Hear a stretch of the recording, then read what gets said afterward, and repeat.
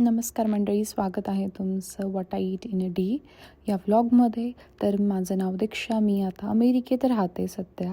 तर नेहमीप्रमाणे मी सकाळची सुरुवात केली कोमट पाणी, त्याच्यात 1 चमचा तूप घालून. आज मी मात्र ओव्हरनाईट म्हणजे रात्रभर पाण्यात धने भिजवून ठेवले होते. तर मी असं करत राहते, कधीतरी मी मेथीचे दाणे भिजवते, कधीतरी मी बडीशोप भिजवून ठेवते रात्रभर पाण्यात आणि मग ते सकाळी पाणी घेते.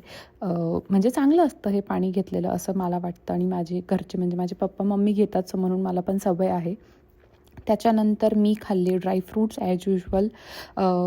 तर हे ड्रायफ्रूट्स पण मी रात्रभर सोक करून ठेवलेले असतात आणि मी सकाळी उठून त्यांना खाते.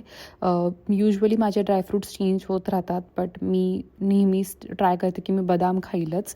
त्याच्यानंतर मी सगळ्यात माझा फेवरेट असा अवोकाडो टोस्ट हा ब्रेकफास्टला खाल्ला. त्याच्यानंतर मी जेवणासाठी लंचमध्ये घेतली होती डाळ, भाकर आणि सॅलड